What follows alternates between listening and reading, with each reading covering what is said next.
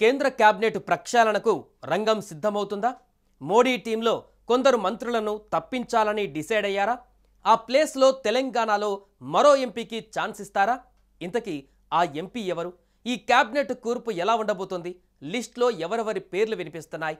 Telangana BJP పగ్గాలు ఎవరికి అందబోతున్నాయి? ఎవరికి ప్రమోషన్ లభిస్తోంది?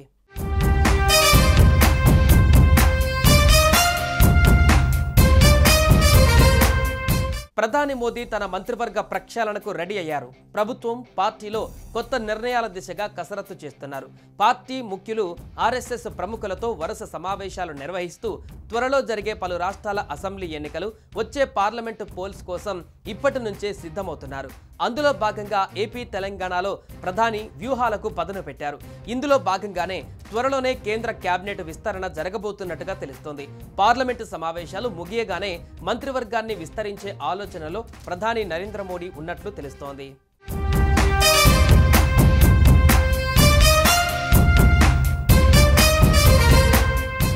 ఈసారి క్యాబినెట్ విస్తరణలో కొందరు మంత్రులకు ఉద్వాసన పలుకుతారని ప్రచారం జరుగుతోంది.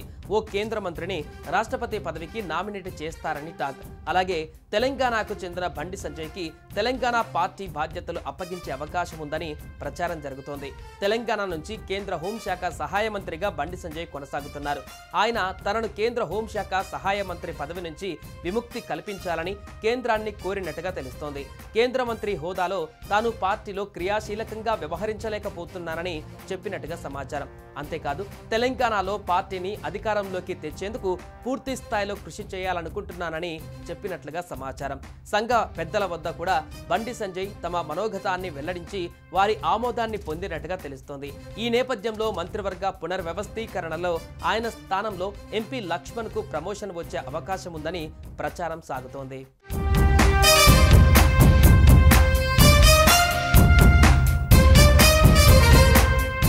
ఇప్పటికే పార్టీలో క్రియాశీలకంగా ఉన్న ఎంపీ లక్ష్మణ్కు త్వరలోనే ఉపరాష్ట్రపతి పదవిని ఇస్తారని ప్రచారం జరుగుతోంది. అయితే కేంద్ర మంత్రి బండి సంజయ్ రాష్ట్ర పార్టీలో కీలక బాధ్యతలు అప్పగిస్తే ఆయన ప్లేస్లో లక్ష్మణ్కు ప్రమోషన్ వస్తుందని అంటున్నారు. విద్యార్థి దశలోనే ఏబీవీపీలో కీలక బాధ్యతలు నిర్వర్తించిన లక్ష్మణ్ బీజేపీ తెలంగాణ అధ్యక్షుడిగాను పనిచేశారు. 2 సార్లు ముషిరాబాద్ ఎమ్మెల్యేగా సేవలందించారు. ప్రస్తుతం బీజేపీలో అత్యంత కీలకమైన పార్లమెంటరీ బోర్డు సభ్యుడిగా ఉన్నారు. అనేక కీలక పదవుల్లో ఇప్పుడు ఆయన కొనసాగుతున్నారు. ఇంకా చెప్పాలంటే బీజేపీ జాతీయ అధ్యక్షుడి రేసులోనూ లక్ష్మణ్ పేరు వినిపించింది. ఇంతటి క్వాలిటీస్ ఉన్న ఆయనకు ఉపరాష్ట్రపతి పదవి ఇవ్వవచ్చనే చర్చ మొదట జరిగింది. అయితే ఇప్పుడు ఆయనకు కేంద్ర మంత్రి పదవి వరిస్తుందని ప్రచారం ఊపందుకుంది.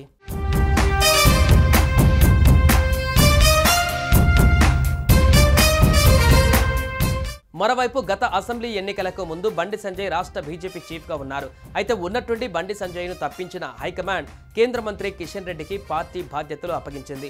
ఆ తర్వాత కిషన్ రెడ్డి నేతృత్వంలో ఎన్నికలకు వెళ్లిన బీజేపీ 8 అసెంబ్లీ సీట్లకే పరిమితమైంది.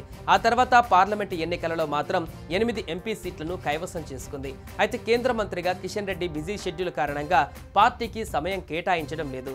దాంతో ఆయన స్థానంలో కొత్త నేతలకు అవకాశం కల్పించాలని హైకమాండ్ పలువురి పేర్లను పరిశీలించింది. కానీ ఎవరు ఊహించని రీతిలో రామచంద్రరావుకు రాష్ట్ర బీజేపీ చీఫ్ పదవి దక్కింది.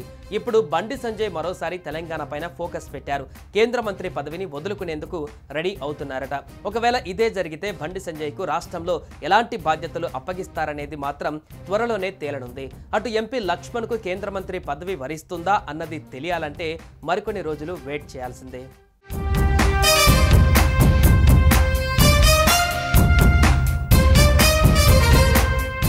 సుమన్ టీవీలో మీ పర్సనల్ అండ్ బిజినెస్ ప్రమోషన్స్ కోసం కింది నెంబర్కి కాంటాక్ట్ చేయండి. డ్రగ్స్, గంజాయి లాంటి చెడు వ్యసనాలకు దూరంగా ఉండండి. తాత్కాలిక ఆనందం కోసం జీవితాలని నాశనం చేసుకోవద్దు. డ్రగ్స్ విక్రయాలు, దందాలు నిర్వహిస్తే 180059996969 టోల్ ఫ్రీ నంబర్ కి కాల్ చేయండి. డ్రగ్స్, గంజాయిని నిర్మూలిద్దాం, భవిష్యత్తును కాపాడదాం.